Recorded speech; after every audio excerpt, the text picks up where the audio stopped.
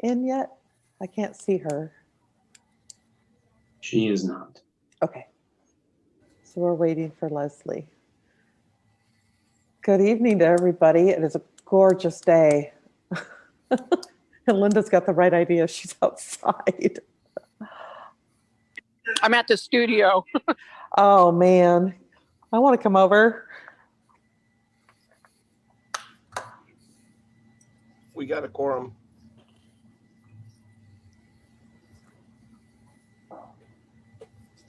We will also be live in about 1 minute.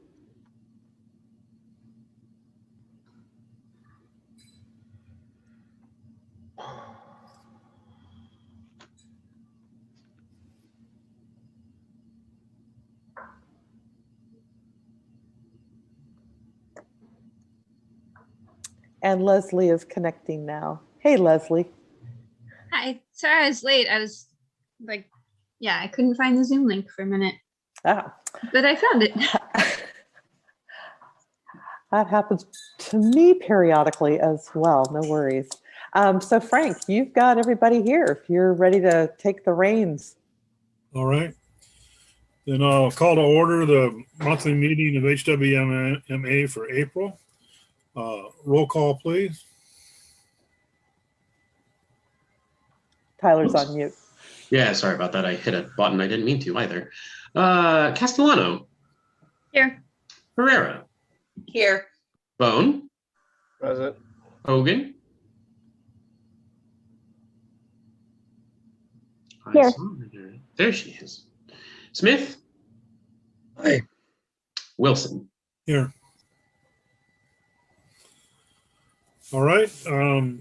Consent calendar. All matters listed under the consent calendar are considered to be routine by the HWMA board and will be enacted upon by one motion unless a specific request for review is made by a board member or a member of the public. The consent calendar will not be pulled. Will not be read.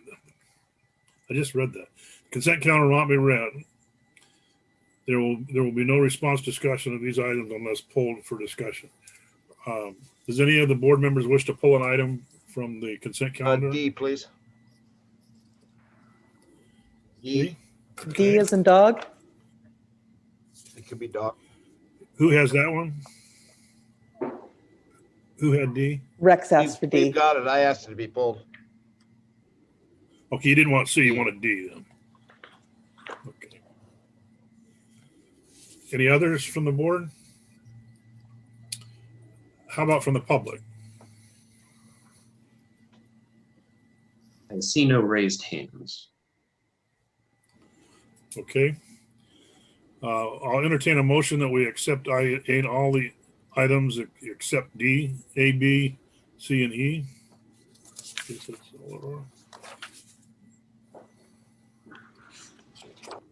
Do we have a motion to accept that, Rose?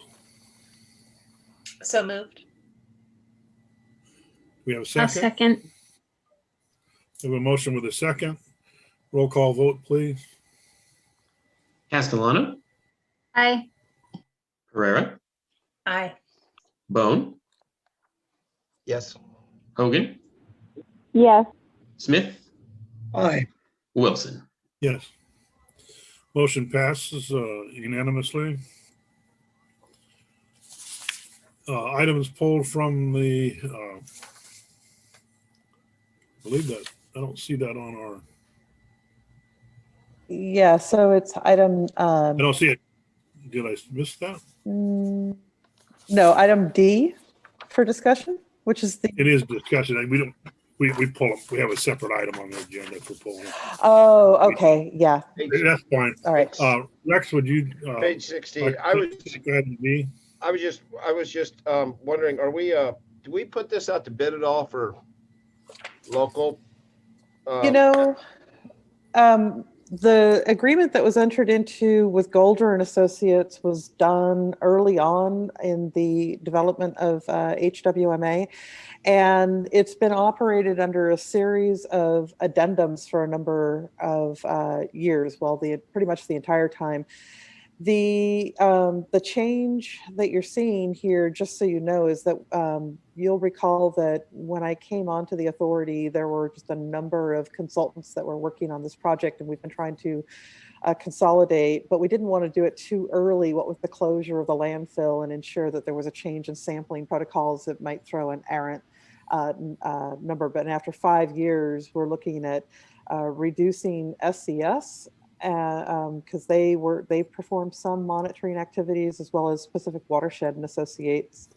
So we asked Golder, since they're already coming up and performing these duties on a regular basis, if we could fold that in. And so we resulted in an overall cost reduction for the total amount of monitoring that's occurring at the landfill. But as to whether this has gone out for a bid, it has not. Since Golder has had the contract, I want to say since about 2002, 2001 or thereabouts. So if it's something that the board would like to take a look at and have some proposals come in, we could certainly work on that next year. It wouldn't be a bad thing at all to be taking a look at that. But we were looking at trying to consolidate some of our activities with this agreement as well.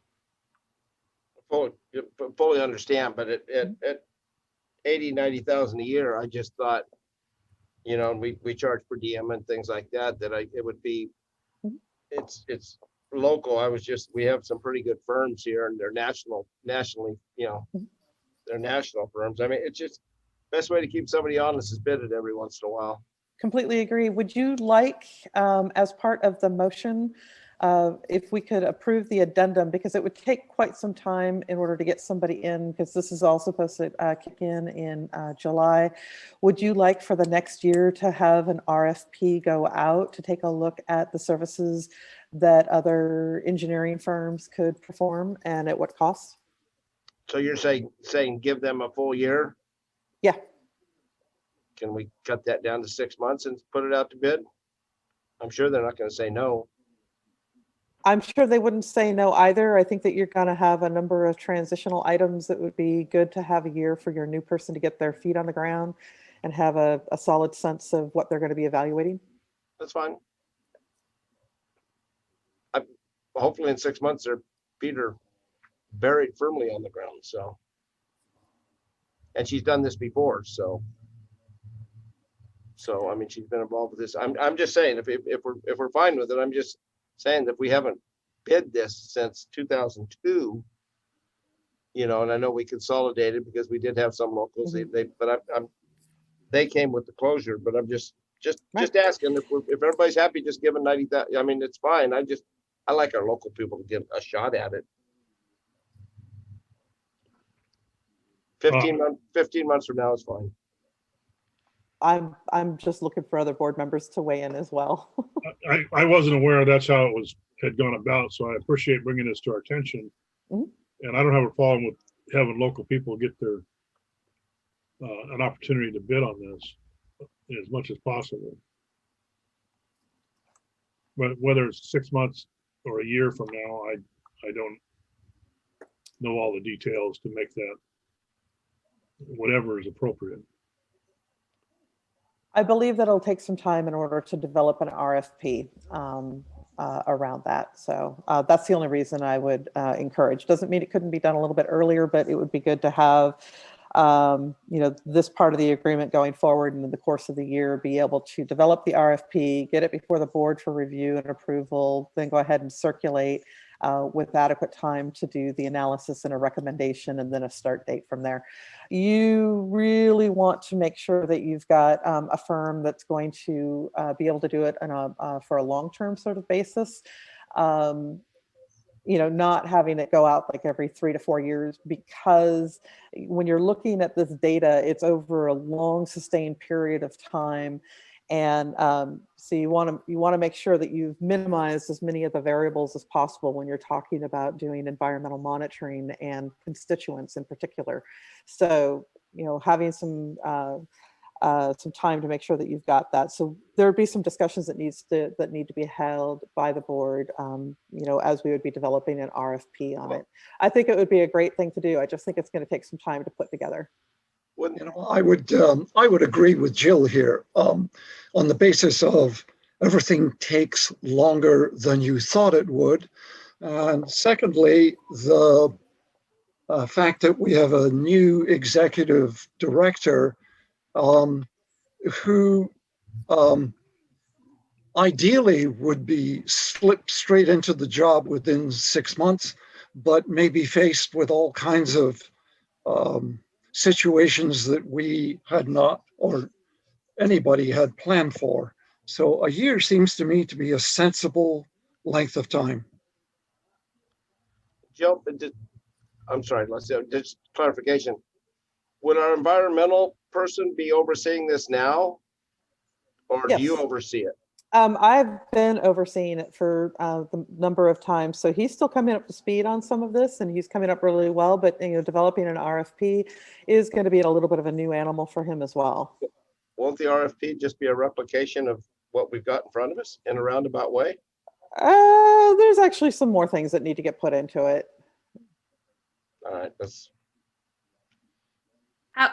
Sorry, to the Yeah. chair. How about we say that within a year, an RFP will be produced, and then, maybe it's able to come earlier, and that would be good. And if not, we won't be kind of having to have this come before the board again. except for agreeing to an annual contract. I agree with Leslie. I think that's a great idea. Aren't we agreeing to a 1-year contract here though? So it doesn't, you can have it done in 6 months. We can't do anything, getting out of the contract. That's all I'm saying. I'm good with the year. That's fine.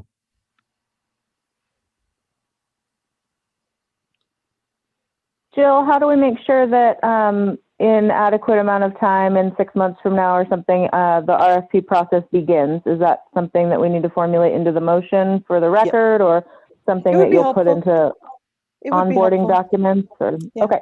It would be helpful if we could have the motion include the approval of the addendum and provide direction to staff to develop an RFP within a year for these services. That would be helpful. All right. I motion that we approve the addendum as is, with the intent to develop an RFP within the next year. Great. Thank you. Do we have we have a motion? Do we have a second for that? Second. We have a motion with a second. Roll call vote, please. Does that include having it done before the next time period? So, I mean, in a year, it could mean we could get it ready in the next, a year from now, and then it wouldn't be ready to bid on. We'd have to roll forward because it takes time to do the RFPs. That's to a fair facilitate. clarification. Okay.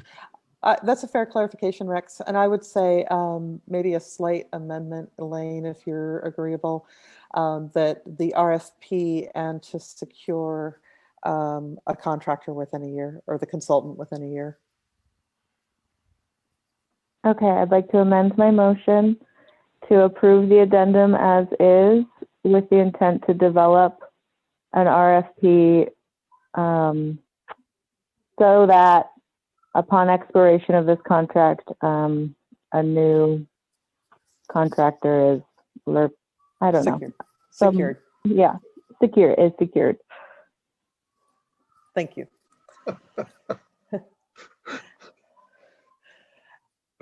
I'll Robin, second that. are you good with that? Okay. And any other amendments to the amendments, I'll second those too. Any further discussion on this?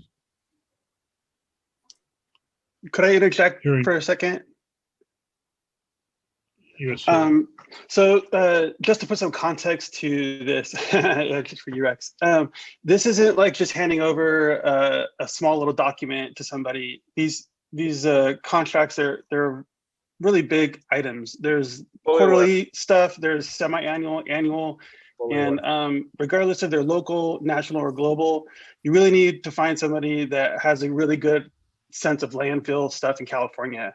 And that's really important. And having the history of the experience of this landfill in particular has a lot of how you go moving forward in the future. So there is something to be said for, working with people you've already worked with before. But nevertheless, it's always a good idea for some competition. I think that's healthy sometimes, but you don't always want to go with the cheapest thing. You kind of get what you pay for in a sense sometimes with consultants. So you got to be really keen on who you choose and how you choose them.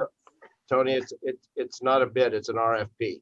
And I'm Right. fully aware, but at the end of the day, we still have to be competitive. We are still looking at, I don't know if anybody else serves on any board that could spend this kind of money without it going to an RFP or a bid. I mean, we're limited to 50,000 at the county, and maybe you guys, we don't have enough money. So what I'm saying is, I'm fully aware of what you're saying, but we're dealing with the people's money, so we should make sure that we're getting our best bang for the buck. And maybe the best bang is somebody that costs a little bit more, but that's a weighted judgment of what they bring to the table. And that's how we bid everything is RFP, and that it's judged by the weight they bring to the table, experience, knowledge, yada yada. So I appreciate that.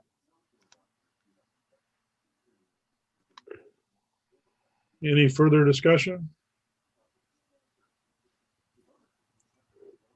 Frank, you should ask for public comment as well. Yes. Do we have public comment on this? Just who checks for that? I'm scanning through. I'm not seeing any raised hands. Tyler, are you seeing any raised hands? Sorry, Tyler. trying something new. I see no raised hands. Unless Maggie wants to. All right, seeing none, then I guess we'll close public comment on that and come back to the board. I guess at this point, are we ready to do a roll call vote on it? We are ready. Here we go. Castellano. Aye. Pereira. Aye. Bone. Sure. Hogan. Yes. Smith.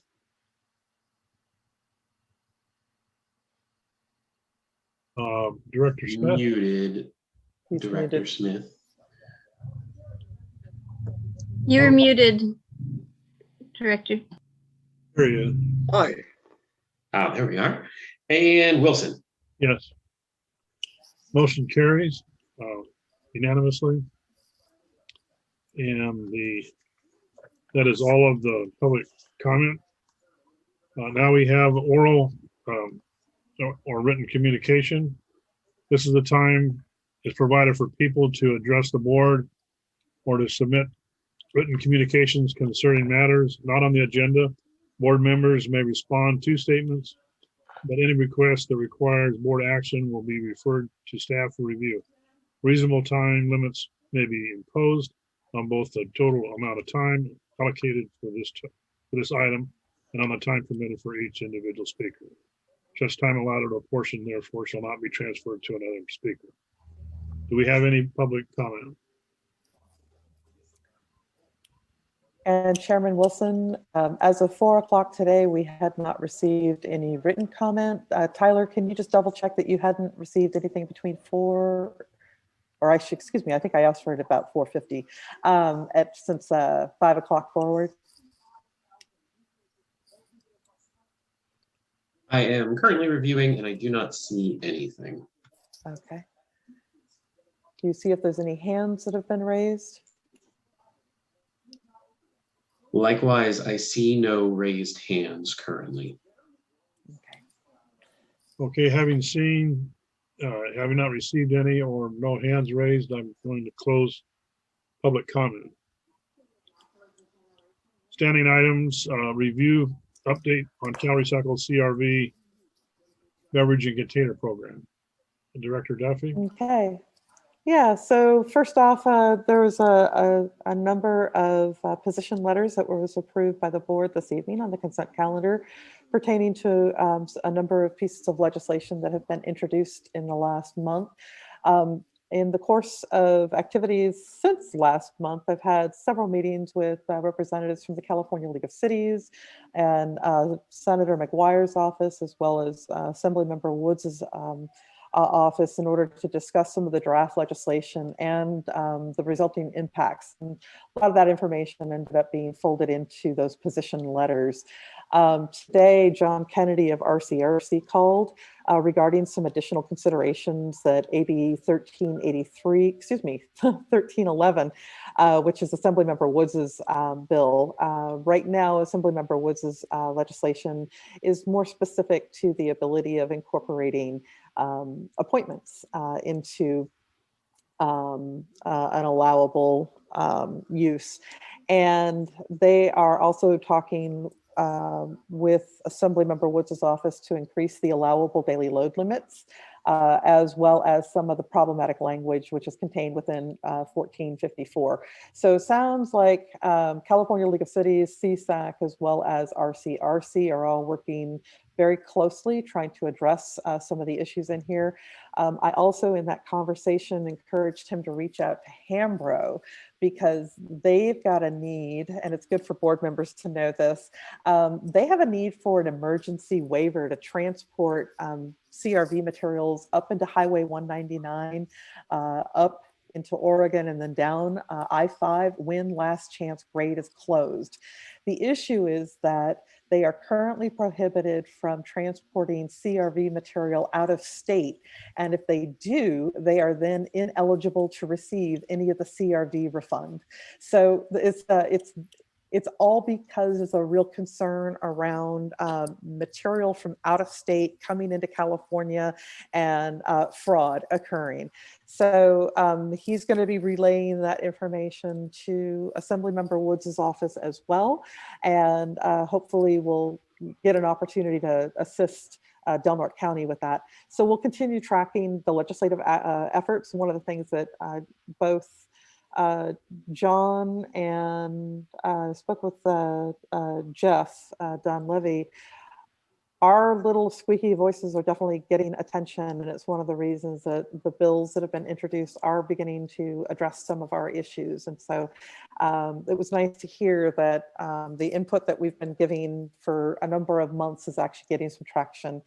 One of the other things that board members should be aware of is that on Tuesday, just this past Tuesday, I received a call from an out-of-county recycling center owner who is interested in evaluating the possibility of coordinating with HWMA, Recology, and Humboldt Sanitation towards establishing an additional recycling center here in Humboldt should appointments become available.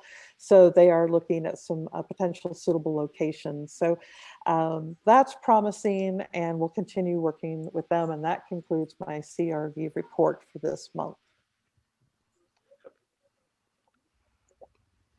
Do we have any questions?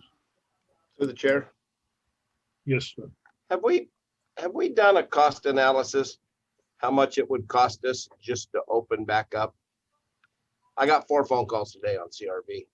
It's become a fire hazard. He can't walk in his backyard. I told him to quit buying cans. But I mean, do we have a breakdown of what it would cost us to open back up? I mean, I know it'll block the traffic. We'll turn ourselves into Kentucky Fried or In-N-Out. I know, but I mean, people will pick up on it that there's going to be lines and we're going to be open, and let people know we're going to be open and to wait appropriately. I mean, you'd be surprised how much people adapt.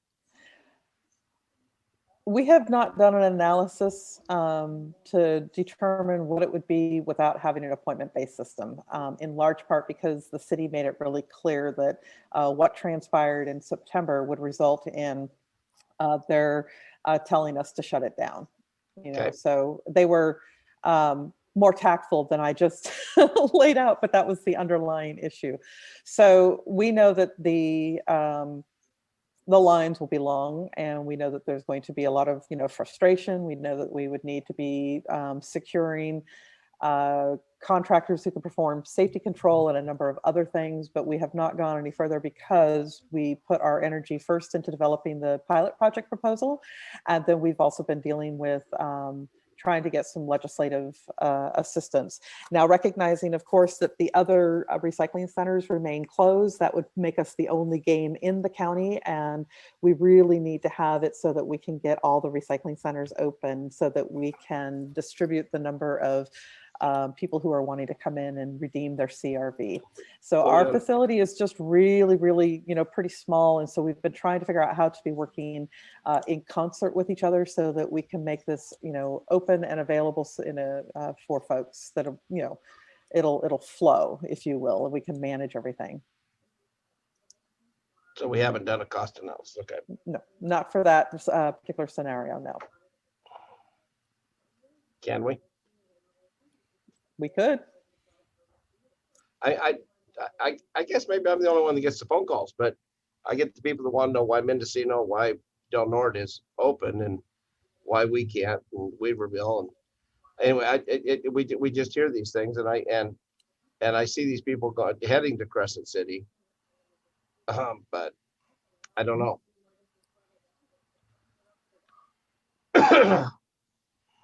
So that's, we've been talking about this since July. So that's where we are right now. I know, but talking about something over and over and doing it is the definition of insanity. So I'm just saying we're here to provide a service. Can we make, I love talking about it every week, but we're no closer than we were in July.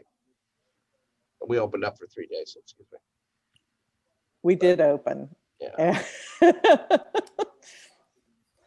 I was any there. other questions? Well, I have some. If anybody else does, I'll wait for them to speak first. Hearing none. My question did roll around the same idea that I guess you might have made us aware of it back in July, but it's been a while. But the city told us that we had to shut down, and basically it sounds like in some very blunt terms. But since then we've had this thing with In-N-Out and Kentucky Chicken that we were able to weather that, and also the impact of what's happened with the stores that are facing this $36,000 a year fee, if you would call it, or assessment, whatever we want to call this, take by Cal Recycle, might have the city view this in a little different light. And that's a really fair point. The in-store redemption, there are 48 locations. That being said, I do know that some places are saying they're taking them, but they're not, and that I've heard that some redemption sites are redeeming at 2.5 cents a container, not the full 5 cents. And I've made an inquiry with Cal Recycle, and I haven't received a response as to whether or not that's even something that's allowable. So, I can work with Eric in taking a look at some numbers. Frankly, we've had a number of challenges this last winter, what with a number of closures and the treated wood waste and a number of things that we've been trying to manage on top of the CRV. But we can take a look at that. We can get some more information for you. Okay, because my second question revolves essentially around the same thing. If there's an out of the county entity wanting to come in and do the buyback, there seems to be some kind of incentive or of some kind that's luring someone else to want to do this. And so reading between the lines in my conversations with him, it sounds like Cal Recycle is putting pressure on him to consider coming over here. It's kind of an interesting sort of thing. So he said that if the appointments become available, because they are also very concerned about becoming overwhelmed for the number of individuals that would be looking to redeem their containers. So they'd be looking at figuring out how to manage inbound customers and containers in a way that you could ensure that, you know, you have adequate cash on hand, you have adequate staffing, you've got adequate storage of the material, the ability to densify, and all of the other you know, activities that are associated with this. So, you know, he reached out, and I'm really hopeful that they could come in, because certainly with Humboldt Sanitation, they have very limited parking locations. And I know that there's a big concern if they were to reopen, not having that tool of the appointments, and same thing with Recology. And that being said, I spoke with Linda and Tasha on Thursday, maybe it was Friday, it was Thursday afternoon. You know, they are still willing to be working in a cooperative manner to restore CRV services. And we really need to have more locations than one in order to make this, you know, function in a way. When we say when appointments become available, at one time, wasn't there, I guess, how does that happen? At one time, wasn't there like 10 CRV buybacks in the county? No. The appointments would be something that Cal Recycle. Right now, Cal Recycle is they have opined that they can't allow the use of appointments, which is why we're looking for legislative relief to make that happen. And if they are directed by the legislature to make appointments available, then we can utilize appointments so that we could manage. We wouldn't have people just doing walk-in. They would have to come in a block of time so that we could manage the amount of vehicles and people that are within our facilities, so that other people who are utilizing the recycling center, you know, bringing in their appliances or their e-waste, will also still be able to get in and utilize those services. Okay, I misunderstood the word appointments. Yeah, They no, it's used okay. to do that in the comment. I took it to mean the appointments of being able to have a recycling buyback center. Oh, yeah, no, this is actually having appointments to bring your material in. I understand that part. Yeah. We've been doing that. Yeah. And we would be looking at doing that for just a temporary, you know, purpose, just so that we could alleviate the amount of backlog and demand for the services. It's just a flow regulator, really. Well, I'm still convinced that it's obviously gotten bigger because we've gone longer, but also some people have given up on holding on to their CRV. But the other part is the structure in which we do the bringing the people through. I don't know. I know in Fortuna you brought your CRV in and you had it in the back of your truck, and you went in and you got the little basket, and you went out and you put the green ones in the green and the yellow and the white in the white, and sorted them on site. Where if you change the procedure process and had this is going to be done before you get here. If you're going to sort them when you get here, you're going to sort yourself out the gate. You know, if you do all this before, so you come in and this gets rethought so that it's streamlined and it gets done quicker. And if we could also use other sites where this could be done, so that we can get this backlog. Once you get through your backlog, I believe it's going to settle down to where you're not backing up Broadway. Completely agree with you. So to that end, when we did the partial reopen at the Eureka Recycling Center, we had already done a number of design layout changes.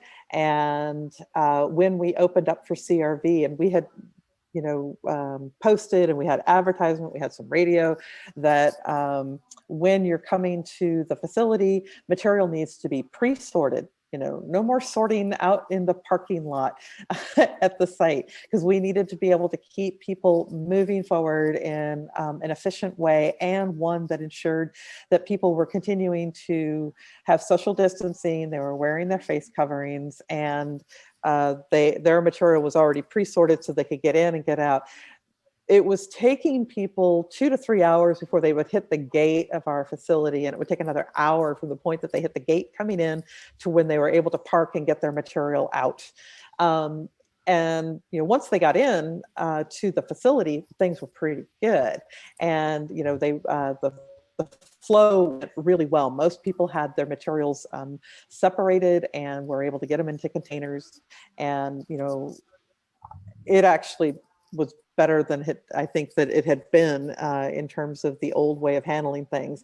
I don't know that we would have been able to do that pre-pandemic because people were just so locked into, I can sort, in the back of my tailgate in the parking lot. And people have become very accustomed to change as a result of the pandemic and the lines and having to have their whatever issue they're going out for being organized about securing their items and bringing them forward for the cash out. So we did see that, and that's actually was a really positive aspect. And I know that I did report this to the board at just how seamless it went when we were able to get people in. It was the impact off-site that was just inherently problematic, and the emergency access, the fact that we were having to route our solid waste customers around the waiting CRV customers, and it was just really kind of a challenge trying to manage the two aspects of the facility.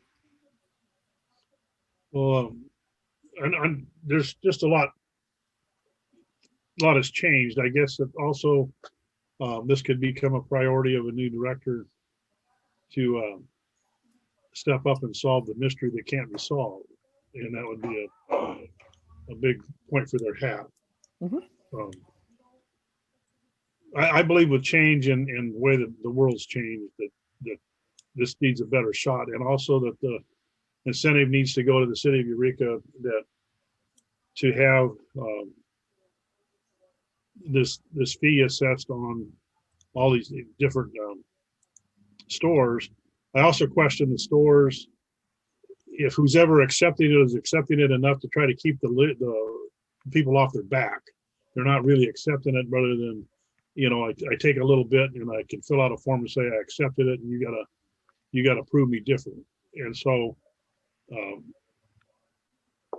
but we don't need this burden to be on our local small businesses. We need to, as an agency, and whatever jurisdictions are involved, primarily being Eureka, because they're the jurisdiction that Broadway runs through, needs to work with us. Any council members that are on our board might pick up on that. So, and that's not meant to be mean. That's just trying to say that we need to solve something, and that the city of Eureka board, city council needs to get involved and be a participant in the JPA that they're a member of. Those are all basically my comments. Unless you have a response, Joe, I'm good. No, I don't have a response. Or any other members. I guess I have a brief response to the chair, and maybe this is a question for Joe. I have not gotten the sense that the city of Eureka is unwilling to create traffic flow plans, in accordance with HWMA over this item. It was not my understanding that was the big hangup. Am I wrong? Well, this is my first understanding that the city really gave us a hard time about being I always took it that was kind of the HWMA's move to shut this down because of the problems encountered. So, okay. I just heard now that it was the city of Eureka. So I see Chris shaking his head there about something. As I said, there was an undercurrent, and it was not as blunt as I delivered it, which is what I explained. The city was very concerned. We were on the phone on, pretty much in every couple of hours, as we were managing this, and they just let us know that we needed to, the conditions could not exist in the way that they were, or they were going to have to give us a cease. Well, it's been a year. They didn't give us a cease, right? They didn't give us a cease on the matter because we recognized we couldn't maintain, you know, the conditions as they were. So we went ahead and just closed, and the city was preparing to make a comment. To the question of Leslie is whether city staff is willing or unwilling, they are very willing to provide any sort of assistance. I mean, your staff has been really, really great to work with. We just haven't gotten that, you know, further on this as far as a conversation point, because when we brought this up in October, that was not the area that we were focused on having conversations around, or the subsequent ones. So, you know, give myself and Eric an opportunity to go back and take a look at some stuff in light of the fact that we have the in-store redemption, because that has been helping to alleviate some concerns. Can I ask which stores are taking more than 10 cans? Because I know a lot of them are taking 10 cans, paying $2 or whatever, and then they just throw them in the trash or in their recycling, so they can meet the criteria. Do you know which? Can I take 10 pounds of cans to where? I can't tell you that. You would have to go to the in-store redemption on I am. CaliCycle, and each one is handling it different, and I'm not managing what they are doing or not doing. Okay, and then the other thing to Leslie's, could Tom Madsen from Public Works, we offered to provide people and step up. I mean, day 3, saying we could help with the traffic plan, and we would help, and that's when we decided to, well, we all voted. Well, I didn't, but everybody else voted just to not do it anymore. So I don't, we're not serving my biggest problem is I'd say over 50% is ending up in the trash stream. The one thing that this bill was put in to stop, even though we didn't have a price, people are throwing it out because they do not want to give it to us or HWMA because they think we're making millions of dollars off it. So, I mean, and I know we're not, we're losing money still at that rate. But what I'm saying is this is ending up in the trash stream, and our job is to hit levels for it not to hit the trash stream. And I just don't think we're trying hard enough. I'm sorry. I wouldn't be getting all these phone calls if we were. Any other comments from the board? Is this something we open up to public? It's an informational item. You can certainly accept any public comment on it. Do we have any public comment? I am not seeing any hands raised or comments in chat. Okay. All right, and under that, I will close this item and we will move on to standing item member reports. Entity reports. Do we have any of those?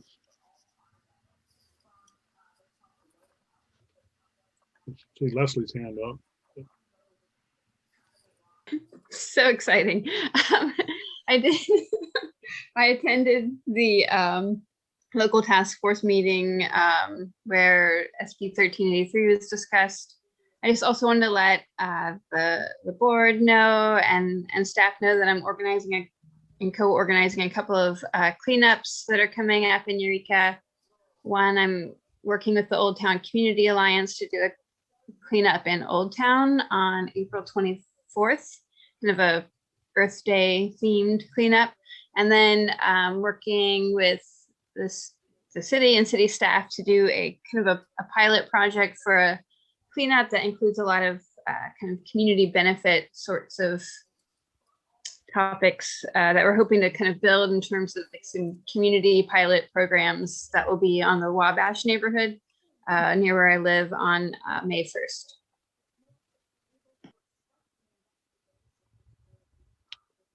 All right. Any other entities have anything to report? I see none, hearing none. We'll close that item. And we will move on to item 6, the executive director's report. Okay, a few items. One of the items that I referenced in the during the CRV was our treated wood waste. So board members will recall that treated wood waste now has to be handled as hazardous waste, which has a lot of our residents equally as happy about having to have it handled as hazardous waste in the manner in which we can accept it. DTSC has been able to move forward. They are developing a waiver program. So we got an application for a waiver so that we can accept treated wood waste at the transfer station, not the hazardous waste facility. And that is then going to negate the need for customers to prepare those treated wood waste into those 3-foot sections and then dropping it off as hazardous waste. So that will be that would be really great if we're able to get that waiver approved. So I do want to note that the material will be required to be segregated and handled separately from solid waste. And then we're going to have it transported for disposal to an approved California landfill. It won't be able to go to the landfill that we've been using at Dry Creek. So we are in the midst of evaluating whether a special handling fee is going to need to be established in order to handle that material. So that's going to take a little bit of work. We're also finding ourselves a bit challenged with our hazardous waste hauler. Quite frankly, all transfer stations and anybody that was accepting treated wood waste now has to have it handled as hazardous waste. So the hazardous waste infrastructure was not beefy enough or prepared to immediately pivot to providing the service for the treated wood waste. So there's a backlog. So we have a lot of material on our site and we are still trying to get that material out. So that's creating some constraints in our hazardous waste operations, but we are working on it. We did provide a letter of support that was, well, we didn't provide it, we co-signed, excuse me, a letter of support with the California League of Cities, CSAC, RCRC, and a number of other entities regarding AB 322, which is supporting codification of the alternative management standards, which pertains to treated wood waste. And we're hoping that that legislation will begin to alleviate some of the burdens that have been associated with the transportation and management and disposal of treated wood waste. In the realm of the Hawthorne Street transfer station, you'll recall that I let everybody know that the solid waste permit was approved in December for our station, and our transfer processing report was submitted to the county on April 1st, and that document was approved last week. And of course, this is the document which basically outlines all of the conditions that we are required to operate our facility under, unless of course we have a waiver or some form of variance is granted by the LEA. For board members who have been very interested in the tire grant application, we have been in the past a successful recipient for tire grant funding, which has allowed us to waive tire disposal fee to customers. And this year we submitted an application just last week, and that is in the amount of $88,000. And we will expect to hear whether we receive funding in the next month or so. And that'll be great because we'll be able to reinitiate some of our tire amnesty programs. As Leslie noted, the Solid Waste Task Force met on Wednesday, March 24th, and I will say that it was a great turnout in terms of the number of people who participated. We did have all but the cities of Trinidad and Blue Lake present in terms of representatives, and I think we had when I was counting it up, like 32 people ended up attending that meeting, and it was really great. There's a new energy, there's a new commitment to identifying the opportunities so that we could be working regionally by those folks that were present. The local task force did form 2 ad hoc groups who will begin mapping out pathways to address 2 items for the local task force's larger discussion and direction. And one is a recycling contamination ad hoc group, and the other is the SB 1383 ad hoc group. So the recycling group will be meeting, I think, on Tuesday, and the 1383 group is going to be meeting on Friday of next week. A piece of legislation that I think everybody was a little surprised by was SB 95. Some of you may have heard this at the city levels. On March 19th, Governor Newsom did sign Senate Bill 95, which requires employers in California with more than 25 employees to provide supplemental COVID leave, and that's paid sick leave for those covered employees. The bill takes effect immediately and is actually retroactive to January of this year. And so employers had until March 29th to ensure compliance with the new requirements. And we have completed implementation of the bill's requirement. The Executive Advisory Committee is tentatively scheduled to meet and discuss the draft fiscal year 21-22 budget on April 29th, and that meeting will also be noticed. We are working with Recology and Humboldt Sanitation because both of their loading agreements will be expiring this year. They have different expiration dates, but we're trying to work on developing a universal model satellite loading agreement instead of the different agreements that are in effect today. The differences between the Fortuna site and the Humboldt Sanitation site are related to actions that were taken in 2001. So there was just a difference of that time period. So this is pretty both Linda and Tasha were very welcomed by the authorities' efforts here because it's going to ensure that both contractors are meeting the same provisions and conditions and is consistent between them. They have had a couple of differences, and this is going to alleviate that. The recycling rate adjustment review for the application that was submitted by Recology for our curbside processing of recyclables is complete. And this information will be presented to the board along with the final budget at the May 13th meeting. One note, and it's really premature to say anything or to, and in the effort of managing expectations, there's some renewed interest in the LEA fee. In this case, the possibility that City of Fortuna is looking at incorporating that fee into their structure, which would then eliminate the need for HWMA to increase our fee by the requested 57 cents. So I've been having some conversation with the LEA's office, and I'll be resuming some additional conversations next week with the City of Fortuna and some other folks. And we may actually see the possibility of our final rate if the LEA decides to remove that for consideration, and that could be really beneficial. Then our budget will change a little bit, but it would mean that we don't need to increase our rates as we had initially identified at that March meeting. And then the other big time that spending on things has been the ongoing support and coordination for the ED recruitment efforts, and that concludes my report. All right, thank you. Any questions for Director from board members? It appears not. So then I guess we'll close that item and move on to item 7. It's closed session.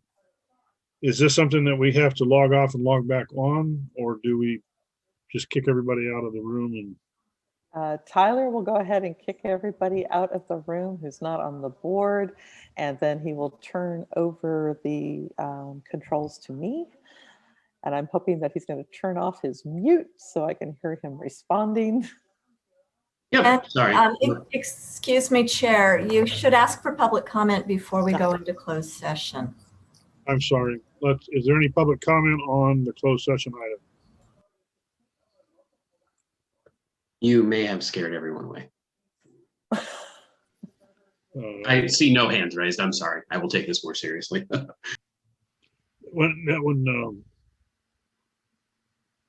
Do we have to? We also have to come back to public to report out. How do we go about that? Or is that? You'll make the report out afterwards. You'll just reopen into open session. Just nobody will probably join back in. But Jill can always let people in from the waiting room if there are people waiting at that time. And then when you make the report out, Jill and Nancy will take the report out. So I believe everybody except, oh, here we go. I'm going to just start kicking people. Sorry, everybody. You're all about to go away.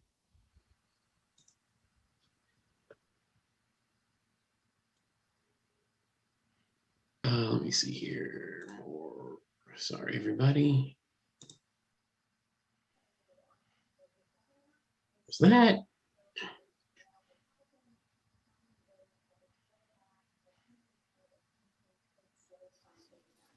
Okay, I believe everybody is out and I am leaving. Okay, and I am the host now. Thank you, Tyler. So Are we supposed to still have Access Humboldt? Access Humboldt needs to sign off. I'm wondering why.